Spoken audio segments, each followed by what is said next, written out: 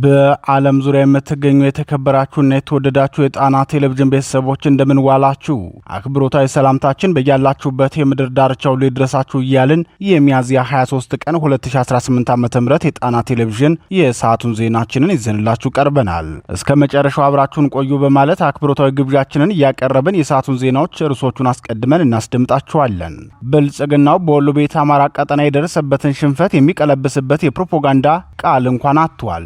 17 ቀን ተዋግቼ ቆመህ ጠብቀኝ የቃታ መሳሪያና የዲሽቃ ተተኳሽ ከፋኖ ላይ ተረክቤያለሁ ብሎ ሲናገር፣ ፋኖ በበኩሉ በሁለት ቀን ውጊያ ብቻ 55 የብልጽግናውን ሰራዊት ከጥቅም ውጭ ማድረጉን ተናግሯል። የሰዓቱ ቀዳሚ መረጃችን ነው፣ ተሰሙታላችሁ።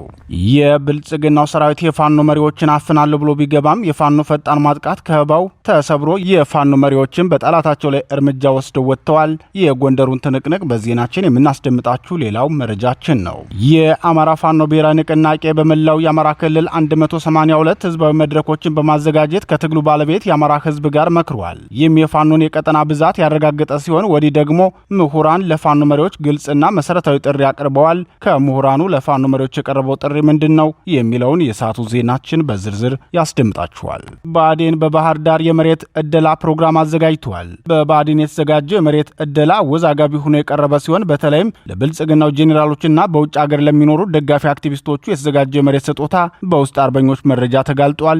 ዝርዝሩን ትሰሙታላችሁ። የአማራ ህዝብ የሉና ትግል በወታደራዊ መስኩ ስኬታማ እንደሆነ ሁሉ በዲፕሎማሲው መስክም የሚታይበትን ክፍተት እንዲደፍን በርካታ ስራዎች እየተሰሩ ነው። ዛሬ በስዊድን የተጀመረው የተቃውሞ ሰልፍ ለተከታታይ 30 ቀናት የሚቀጥል ሲሆን ይህንን በተመለከተ የፋኖ መሪዎቹ መዋቅራዊ ጥሪ አቅርበዋል። የመሪዎቹ ጥሪ ምን ይላል የሚለውም በዜናችን የምናስደምጣችሁ መረጃችን ነው። ሰዓቱ ሲደርስ ይደመጣል። የተወደዳችሁና የተከበራችሁ የጣና ቴሌቪዥን አድማጭ ተመልካቾቻችን እነዚህንና ሌሎች የግንባርና የትንታኔ ዘገባዎችን ይዘናል። እስከ ዜናዎቻችን ፍጻሜ ድረስ አብራችሁን እንድትቆዩ እየጋበዝን ወደ ዝርዝር ዜናዎቹ እናልፋለን።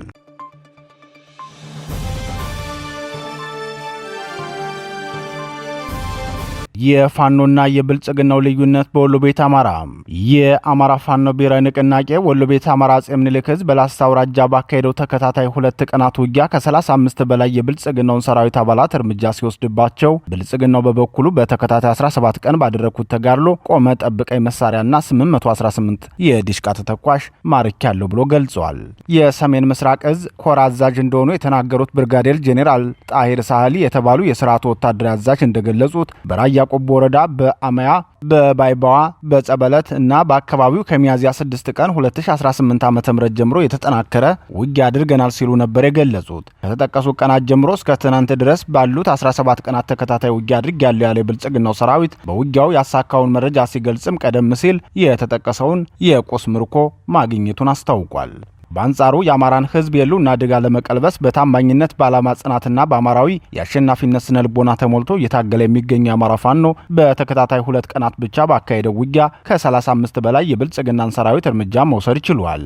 የአጼ ምኒልክ ዕዝ 303ኛ ሳምነው ኮር 19ኛ ክፍለ ጦር በላስታ አውራጃ ከሚያዝያ 21 ጀምሮ እስከ ትናንት እኩለ ቀን ድረስ ብቻ ያካሄደውን ውጊያ አስመልክቶ ለጣና ቴሌቪዥን መረጃውን ያደረሰው የኮሮ ህዝብ ግንኙነት ክፍል በቡግና ወረዳ ካይና እስከ ብሩኮ ጉላሃ በሸፈነ ቀጠና ባደረገው ተጋድሎ ጠላትን በመጣበት ልክ አይቀጡ ቅጣት በመቅጣት ወደ መጣበት እንዲመለስ በማድረግ ታላቅ ድል ተጎናጽፈናል ብለዋል። የህዝብ ግንኙነት ክፍሉ አክሎም የብልጽግናው ስርዓት ከሚያዝያ 21 ቀን 2018 ዓ.ም ጀምሮ የአካባቢውን ኔትወርክ በማጥፋት መነሻውን ከቡግና ወረዳ አይና ከተማ በማድረግ ወደ ብርኮና ጉላሃ ያቀና ሲሆን ፋኖን አፍናለሁ ብሎ የተንቀሳቀሰው የብልጽግናው ጦር ስቦ በማስገባት ራሱ ታፍኖ ጠላት ከማጥቃት ወደ መከላከል ተሸጋግሮ ለተከታታይ 2 ቀናት ላስጨራሽ ውጊያ ተካሂዷል ሲል አስታውቋል። በውጊያውም 35 የብልጽግናው ሰራዊት እርምጃ ሲወሰድበት ከ20 በላይ የሚሆኑት ደግሞ ጉዳት ደርሶባቸው ወደ አይና ከተማ ተወስደዋል። እስከ ትናንት እኩለ ቀን ድረስ በዘለቀው የጨበጣ ውጊያ ፋኖ 4 የብልጽግናውን ሰራዊት ምሽጎች በማስለቀቅ ወደ ሙሉ ማጥቃት ተሸጋግረው የብልጽግናውን ወታደር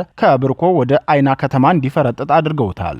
ፋኖ በ2 ቀን ውጊያ 55 የብልጽግናውን ሰራዊት ከጥቅም ውጭ አድርጎና 4 ምሽጎችን ሰብሮ ሲያስለቀቀው፣ በአንጻሩ የብልጽግናው ሰራዊት ቆመ ጠብቀኝና ጥቂት ተተኳሾችን ብቻ ከፋኖ ላይ መውሰዱን እንደ ታላቅ ድል ተቆጥሮ በብሔራዊ ሚዲያዎች እንዲዘገብ አድርጓል። በዚህ ጉዳይ አስተያየቱን የሰጠው የአማራ ፋኖ ብሔራዊ ንቅናቄ አጼ ምኒልክ ዕዝ ከፍተኛ አመራር ጠላት ከፍተኛ የሞራል ኪሳራ ደርሶበታል፣ ከወራት በፊት ጠፍተዋል፣ አቅም የላቸውም ብሎ በሚዲያ ተናግሮ ነበር። ዛሬ ደግሞ የዲሽቃ ተተኳሽ ማርኪያቸዋለሁ ይላል። በመሳሪያ ደረጃ የሚያሳየው ደግሞ የቆዩ ባህላዊ መሳሪያዎችን ነው። እነዚህን መሳሪያዎች ፋኖ አይጠቀምባቸውም። መሳሪያዎቹን ከአማራ አርሶ አደር ላይ በኃይል ቀምቶ ነው ያሳያቸው እንጂ ከፋኖ ላይ የነጠቀው መሳሪያ የለም ብለዋል።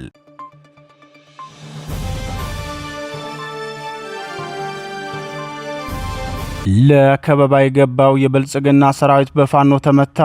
የአማራ ፋኖ ብሔራዊ ንቅናቄ ጎንደር ጠቅላይ ግዛት በላይ ዕዝ ከፍተኛ አመራሮችን ለማፈን ከተለያየ አቅጣጫ የሰበሰበው የብልጽግና ሰራዊት በፋኖ ከበባ ተደርጎበት ከፍተኛ ኪሳራ አስተናግዷል። የብልጽግናው ሰራዊት በጎንደር ጠቅላይ ግዛት በላይ ዕዝ ዳግማዊ ቴዎድሮስ 5ኛ ኮር መሪዎች ላይ ከበባ ለማድረግ ተንቀሳቅሶ እንደነበር የገለጸው የኮሮ ህዝብ ግንኙነት ክፍል ጠላት የኮሩ መሪ አርበኛ ሻምበል ሙሉ ሰውንና አርበኛ ጄኔራል ተዘራ ንጉሴን ለማፈን ነበር ከአርባያና ከጓላ በርካታ ኃይሉን ይዞ የገባው። ሆኖም ሰራዊታችን በነበረው የመረጃ የበላይነት ዙ 23ና ሌሎች ከባድ መሳሪያዎችን ጭኖ የገባውን የጠላት ሰራዊት ፈጣን ማጥቃት በማድረግ ከበባውን መስበር ችለናል ሲል አስታውቋል። ይህ በእንዲህ እንዳለ የአማራ ፋኖ ብሔራዊ ንቅናቄ ጎንደር ጠቅላይ ግዛት በላይ ዕዝ በማዕከላዊ ጎንደር ተከታታይ ዘመቻ እያደረገ በሚገኘው የብልጽግናው ሰራዊት ላይ ወታደራዊ የበላይነት መውሰዱን አስታውቋል። በዞኑ በጭልጋ ወረዳ ጨውድባ ላይ ሰፍሮ የነበረ የብልጽግና ሰራዊት ከፍተኛ ቁጥር ያለው ኃይሉን በሁለት አቅጣጫ በማንቀሳቀስ የከፈተው ውጊያ በሁለት ግንባር ከፍተኛ ወታደራዊ ኪሳራ እንዲደርስበት አድርጎታል።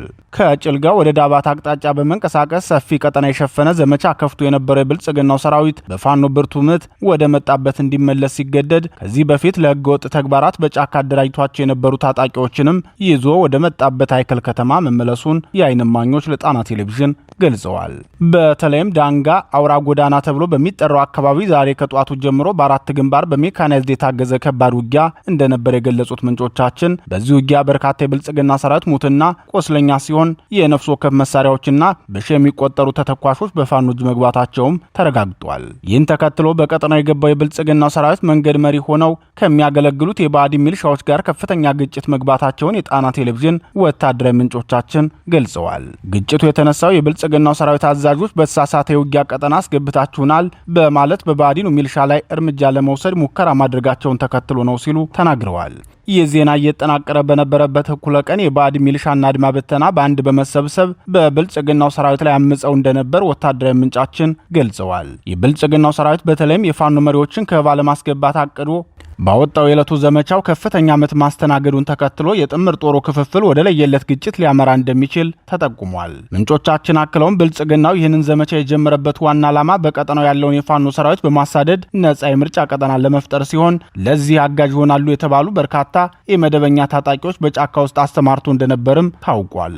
ብልጽግና ያደራጃቸው ታጣቂዎች ከዚህ በፊትም የንጹሃን ሀብት ንብረት በተለይም የቀንድ ከብቶችን የዘረፉ ለብልጽግናው ወታደራዊ አዛዦች ጥቅማቸውን የሚያጋሩ የነበሩ ናቸው። ታጣቂዎቹ በብልጽግናው ሰራዊት ከተተኳሽ ጀምሮ እስከ ቡድን መሳሪያ ድረስ ድጋፍ ይደረግላቸው እንደነበር በተደጋጋሚ መዘገባችን ይታወሳል።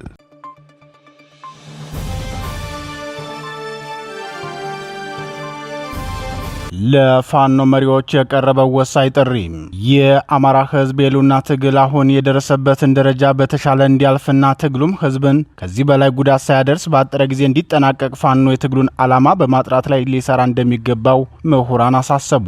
የአማራ ፋኖ ግልጽ የትግል ዓላማ ያለው ቢሆንም ለልዩነትና ለክፍፍል ምንጭ የሆኑ ፍላጎትና የዓላማ ብዥታዎች መኖራቸውን ለጣና ቴሌቪዥን ሀሳባቸውን የሰጡ ምሁራን ገልጸዋል። ምሁራኑ አስተያየታቸውን ሲቀጥሉም በአንዳንድ ግለሰቦች በተለይም በፋኖ መሪዎችና በሚዲያ ባለሙያዎች መካከል የሚታዩ የዓላማ ብዥታና የፍላጎት መጣረስ የወለዳቸው ልዩነቶች ከድርጅት ምስረታ በኋላም ሲከሰቱ መታየታቸው ድርጅቱ በዓላማ ጥራት በኩል አሁንም ተጨማሪ ስራ መስራት እንደሚገባው አመላካች ነው ሲሉ ተናግረዋል። ከሚታየው የህዝብ የሉና ትግል ጋር ተጃምሎ የገቡ የፍላጎት ኃይሎች አሁንም የልዩነት በር ለመፈለግ ሲጥሩ እንደሚስተዋሉ ትዝብታቸውን የገለጹት በአዲስ አበባ ዩኒቨርሲቲ የፖለቲካል ሳይንስ አስተማሪ ናቸው። ምሁሩ በጉዳዩ ዙሪያ በሰጡት አስተያየት ለዚህ መፍትሄው ግልጽ የሆነ የትግልን መነሻ መዳረሻና አጠቃላይ ግቡንና ዓላማውን ማስገንዘብ በመካከል የተሳሳተ ዓላማ ወይም የግል ጥቅሙን አስቦ የገባውን ኃይል መመዘኛ አዘጋጅቶ ማጥለል አስፈላጊ ነው ብለዋል። ለነጻነት ትግል የዓላማ ጥራት እጅግ ወሳኝ ነው ሲሉ የሚናገሩት ምሁሩ የዓላማ ጥራት በትግል ሂደት ውስጥ የሚጫወተው ሚና በተለምዶ ከሚታሰበው በላይ ይሆናል፣ በርካታና ዘርፈ ብዙ ሚናዎችን የሚጫወት መሆኑን ምሁሩ አብራርተዋል። እንደ ፖለቲካል ሳይንስ ምሁሩ አስተያየት የትግል ዓላማን ማጥራት በአራት በኩል አዎንታዊ ሚና የሚጫወት መሆኑን አስታውቀዋል። አስታውሰዋል። ጥራት ያለው ዓላማ የትግሉን ግልጽ አቅጣጫ ሲያስረዳ ሰዎችም ምን ለማግኘት እንደሚታገሉ ሲገባቸው እምነታቸውና ቁርጠኝነታቸውን የሚያጠናክርላቸው ይሆናል። ይህም የመጀመሪያው አዎንታዊ ሚና ነው።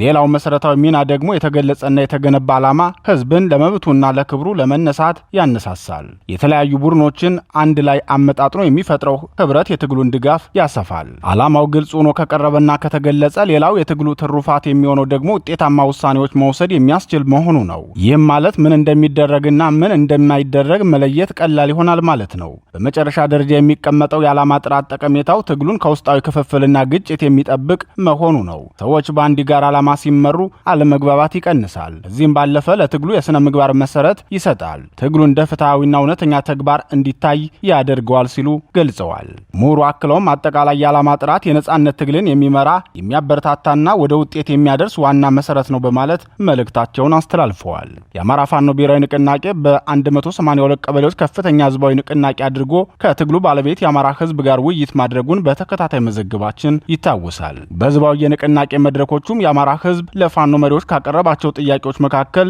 የዓላማ ጥራት፣ ድርጅታዊ አቋም፣ የትግሉ የእድገት ደረጃ በተለይም ጦርነቱ ከክልሉ ስለሚወጣበት አስገዳጅ ሁኔታና አማራዊ ውህድ ሰራዊት ግንባታን የሚመለከቱ መሆናቸውን በትናንቱ ዜናችን ማቅረባችን አይዘነጋም። በ182 ቀበሌዎች የተካሄደውን ህዝባዊ ውይይትና የተለያዩ ምሁራን የሚሰጡትን ምክረ ሐሳብ ተከትሎ የአማራ ፋኖ ብሔራዊ ንቅናቄ መሪዎች በቅርቡ ማብራሪያ ይሰጣሉ፣ የእርምት እርምጃም ይወስዳሉ ተብሎ ይጠበቃል።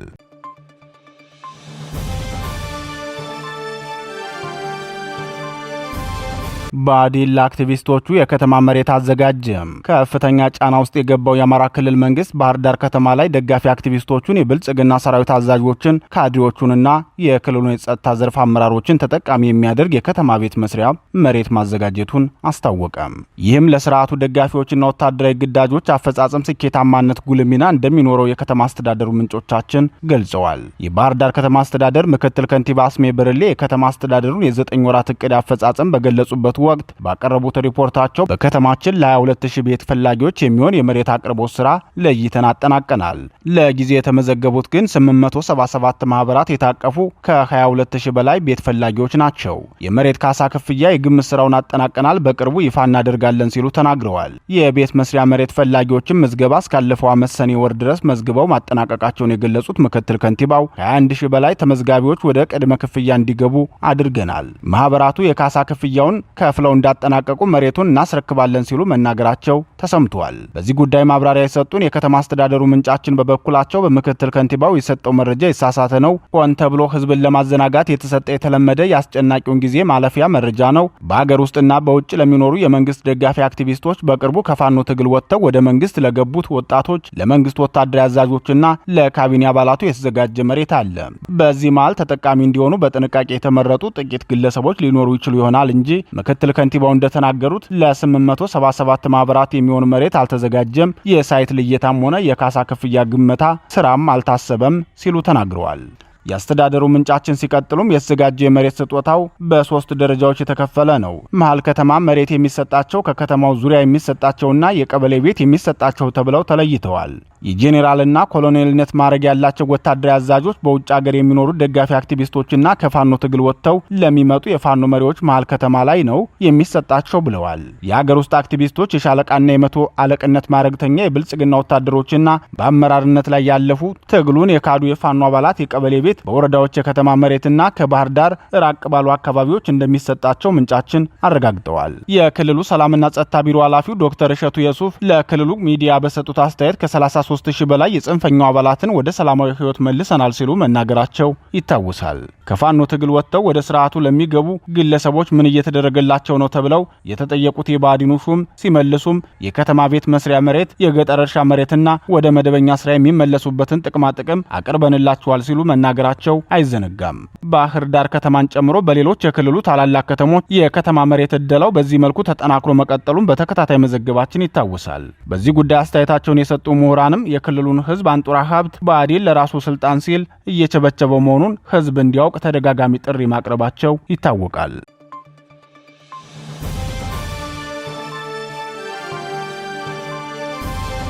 የጦሩ መሪዎች መልእክት ለዲፕሎማሲው ዘርፍ። የአማራ ፋኖ ብሔራዊ ንቅናቄ መሪዎች ከዛሬ ጀምሮ ለተከታታይ 30 ቀናት በአውሮፓ የተለያዩ ከተሞች የሚካሄደውን የተቃውሞ ሰልፍ አስመልክቶ መልእክታቸውን አስተላልፈዋል። የአማራ ሕዝብ እየተፈጸመበት ያለውን ስርዓታዊ የዘር ማጥፋት ወንጀል ዓለም አቀፉ ማህበረሰብ እንዲያውቀው ዲያስፖራ ወገናችን የሚጠበቅበትን የዲፕሎማሲ ሚና መጫወቱ ተገቢና ወቅታዊ ነው ሲሉ ጄኔራል ተፈራ ማሞና አርበኛ መከታው ማሞ ተናግረዋል።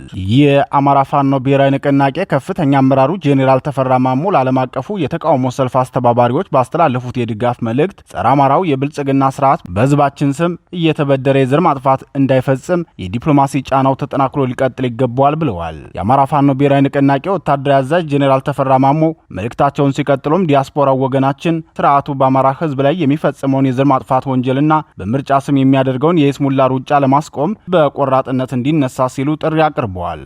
ጸረ አማራው የብልጽግና ስርዓት በኢትዮጵያ ህዝብ ስም የሚበደረው ብድርና የሚያገኘው እርዳታ በአማራ ህዝብ ላይ የዘር ማጥፋት ወንጀል መፈጸሚያ መሆኑን የገለጹት ጄኔራል ተፈራ ማሞ ይህ ጨካኝ ስርዓት ምንም አይነት ድጋፍም ሆነ ብድር እና እርዳታ እንዳያገኝ የአማራ ዲያስፖራ ሚናውን ሊወጣ ይገባል ሲሉ አሳስበዋል። የአማራ ፋኖ ብሔራዊ ንቅናቄ ተቀዳሚ ምክትል ሊቀመንበር አርበኛ መከታው ማሞ በበኩሉ ይህ የፍትህና የነጻነት ጥያቄ ነው ሲል መልእክቱን ይጀምራል። ለሁሉም ኢትዮጵያውያን ጥሬን አቀርባለሁ ሲል የሚናገረው አርበኛ መከታው ማሞ መላው የኢትዮጵያ ህዝብና በውጭ የሚኖሩ ኢትዮጵያውያን በአንድነት ድምጻቸውን እንዲያሰሙ አሳስበዋል። የተቃውሞ ሰልፉ በታቀደለት መንገድ በስነ ምግባርና በታላቅ ዝግጅት እንዲከናወን ያሳሰበው የአማራ ፋኖ ብሔራዊ ንቅናቄ ተቀዳሚ ምክትል ሊቀመንበር አርበኛ መከታው ማሞ እያንዳንዱ ኢትዮጵያዊ የአገሩን ባንዲራና የትግል ዓላማውን አንግቦ በየሄደበት አደባባይ ሁሉ እውነቱን እንዲመሰክር ሲል ጥሪ አቅርበዋል። ዓለም አቀፉ የተቃውሞ ሰላማዊ ሰልፍ ዛሬ በስዊድን ዋና ከተማ ስቶክሆልም ተጀምሯል። በሁሉም የአውሮፓ ከተሞች የሚካሄዱ የተቃውሞ ሰልፎችን እየተከታተልን የምናቀርብላችሁ መሆኑን እየገለጽን በዚህ የተቃውሞ ሰልፍ ዙሪያ ሁለቱ የአማራ ፋኖ ብሔራዊ ንቅናቄ መሪዎች ያስተላለፉትን ሙሉ መልእክት ተከታትለን እንመለስ። ዓለም አቀፍ የተቃውሞ ሰልፍ ዲያስፖራ ማህበረሰባችን ሊያደርግ ተዘጋጅቷል። ለዚህ ታላቅ ተቃውሞ ሰልፍ ያለንን ድጋፍ ለመግለጽ ወዳለሁ። ከግንቦት 1 እስከ ግንቦት 30 ቀን 2018 ድረስ ለአንድ ወር የሚቆይ የሰላማዊ ሰልፍ በአሜሪካ፣ በካናዳ፣ በአውሮፓና በአውስትራሊያ ይካሄዳል። አሁን ያለው ስርዓት ምርጫ ለማድረግ አስቻይ ሁኔታ በሌለበት ተመረጥኩ ብሎ በህዝባችን ላይ መከራን በሀገራችን ላይ ተጨማሪ 5 ዓመት ትርምሱት የሚያቆይ ቅዠት ላይ ነው።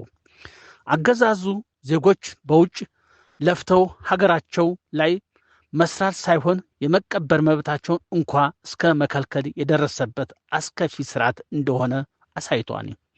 ለዚህ በመላው ዓለም የሚገኙ ዲያስፖራ ጾታ፣ ዕድሜ፣ ሃይማኖት፣ ማንነት ሳይለየው ይህን ሰልፍ ሊቀላቀል ይገባል እላለሁ።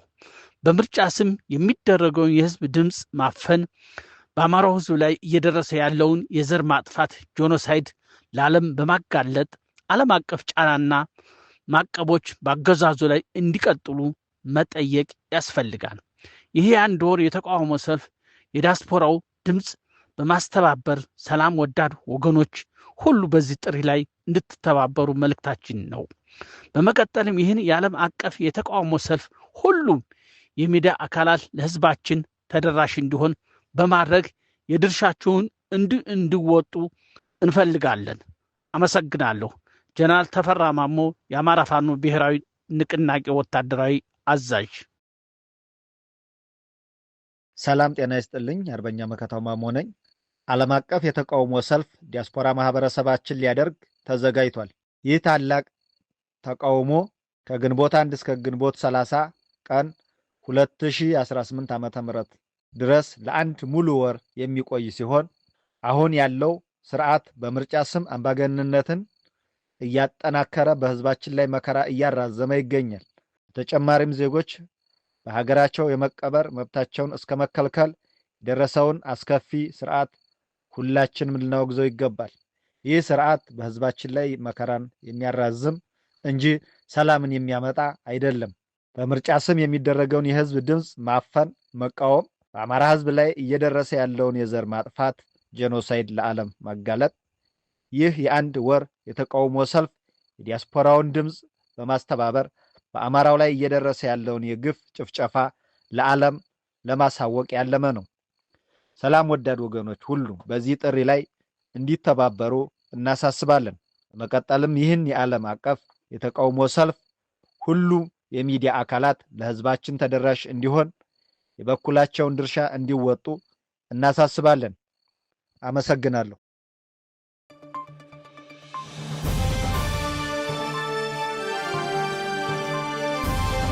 የተወደዳችሁና የተከበራችሁ የጣና ቴሌቪዥን አድማጭ ተመልካቾቻችን የሰዓቱ ዜናችን የተከታተላችሁትን ይመስል ነበር። በምሽቱ የጣና ዜና ወጃችን እስከምንገናኝ በዚሁ ተሰናበትን። ጤና ይስጥልን።